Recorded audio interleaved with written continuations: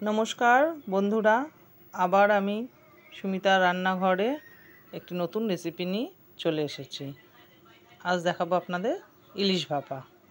কি কি লাগছে একটু দেখে নিন। ইলিশ ভাপাতে সর্ষে বাটা, হলুদ, লবণ, সর্ষের তেল, কাঁচা লঙ্কা, ইলিশ মাছ তো অবশ্যই। প্রথমে আমি ইলিশ মাছগুলোকে ভালো করে ধুয়ে নিয়েছি। এবার তার মধ্যে হলুদ সামান্য, এছাড়া লবণ নিয়ে ভালো করে তাকে মেখে নেব, যাতে নুন হলুদটা বসে মাছগুলোর মধ্যে। ইলিশ ভাপা খেতে খুবই ভালো লাগে। আমি আজকে এটা একটা টিফিন বক্সের মধ্যে করে দেখাবো ইলিশ ভাপা। প্রথমে সর্ষের বাটাটাকে আমি নিয়ে নিচ্ছি, নিয়ে একটু ভালো করে টিফিন বক্সে মিশিয়ে দিচ্ছি চারিদিকে, যাতে মাছগুলোতে ভালোভাবে মিশে যায়।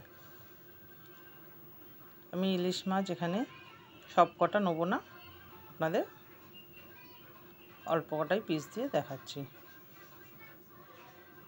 মাছগুলোকে আমি সাজিয়ে দিচ্ছি সর্ষে বাটার ওপরে,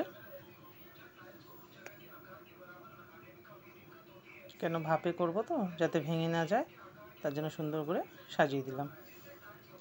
এবার আমি মাছগুলোর ওপর দিয়ে কাঁচা সর্ষের তেল ছড়িয়ে দিলাম, এছাড়া কাঁচা লঙ্কা দিয়ে দিলাম। আপনারা দেবেন যেরকম ঝাল খাবেন সেই অনুযায়ী। এরপরে আমি এই টিফিন বক্সটাকে একটা কড়াইয়ের মধ্যে জল নিয়েছি, জলটা ফুটে উঠলে তার মধ্যে দিয়ে দেব। টিফিন বক্সটা আমি ঢেকে দিচ্ছি। দেখুন জলটা ফুটে উঠেছে। ফুটন্ত জলের মধ্যে টিফিন বক্সটা আমি বসিয়ে দিচ্ছি। এবার এটাকে আমি হতে একটু সময় দেব, 15 থেকে 20 মিনিটের মতন হতে সময় দিয়েছি। এবার দেখা যাক মাছটা কত দূর অবধি হয়েছে। দেখুন বন্ধুরা, মাছটা রেডি হয়ে গেছে ইলিশ ভাপা। দেখুন দেখতে খুব ভালো হয়েছে। আপনারাও রেসিপিটি করবেন, দেখবেন কেমন হয়েছে করে, এবং আমাকে জানাবেন।